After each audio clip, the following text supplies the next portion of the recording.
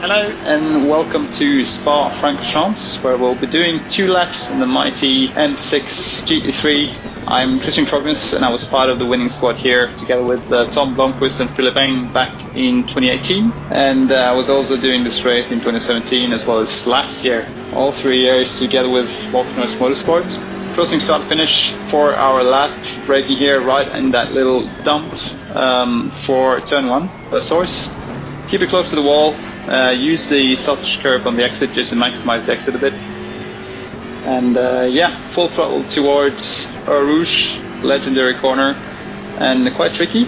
Use a lot of left curve there, and that allows you to go full throttle most of the time on top of radio, which I expect most cars will be able to do this weekend. Especially this one, which is very, very, very strong on the high downforce parts of the track. So waiting for this left-hand curve here as a visual reference for braking. Use a lot of time on the curves here just to cut distance in general. Same with this one. Then approaching a very, very tricky 180-degree right-hander. Braking deep into it, coasting a lot, and then smoothly getting on throttle again. Widening up this corner as well. Spend a lot of time on curves on the inside, and be careful not to run too wide, just not to attract a lot of unwanted attention from the officials. Puho, tricky entry to get right, but then it's just waiting game, letting the fronts hook up until you can get on power again, and just lean slightly on that outside curve at the exit. Here again, get onto the curve there, try and hook the fronts up there, and just wait for the rears to follow so that you can get on throttle again. The same here. You can also use the curve here on the inside if you want to, doesn't make a big difference. Widen up shallow as much as possible, and also use the exit curve here to maximize the speed going out of it, because you're going to spend most of the time now, or the rest of the lap, on full throttle. Even Blanchimont now in the M6 is absolutely full throttle. It's mighty around here, and yeah, I think most cars, even on full fuel, will be able to do that.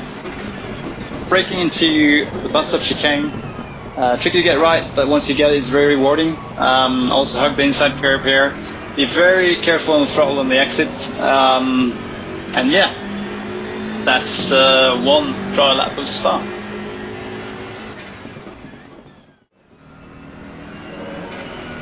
And now we'll have a go at this track in the dark and in stormy weather.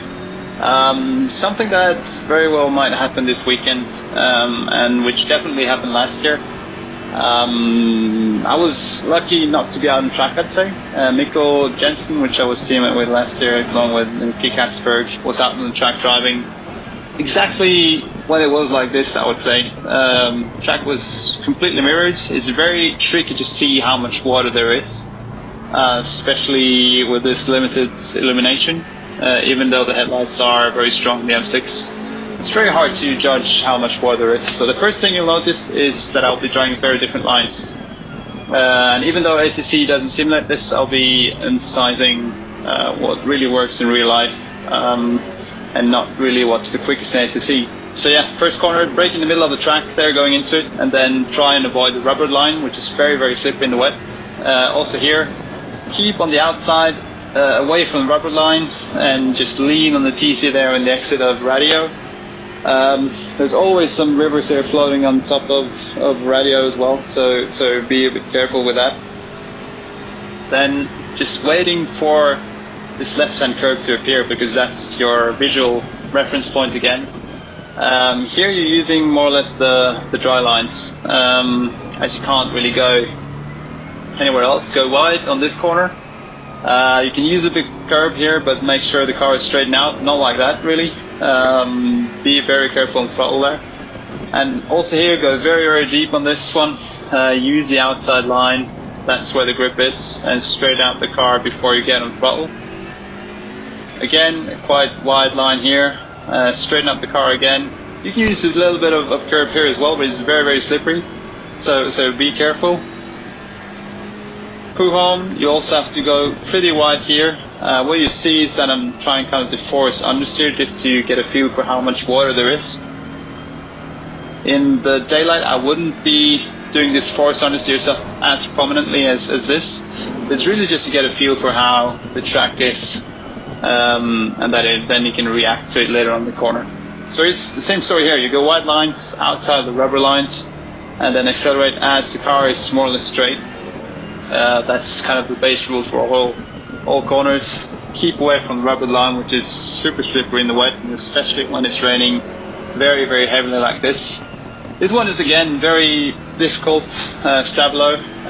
Get the exit right, get on throttle early, and try and keep the power down as the rear tires are struggling for traction. Longimo as well, there's a long stretch of full throttle here, so you have to, this is where you can gain a lot of time on the track, especially with the M6 that has its strength on this part. Even if it's raining a lot and the speed is a bit lower, it's still quite strong here where the downforce is helping. So yeah, brake in the middle of the track again, just to make sure there's as much friction as possible between tires and the road. And yeah, accelerate as soon as you are in a straight line there. Try and work together with the TC to get yourself out of there as quickly as possible. And then on to start finish once again. And that was another lap in the M6 GT3, this time in the wet.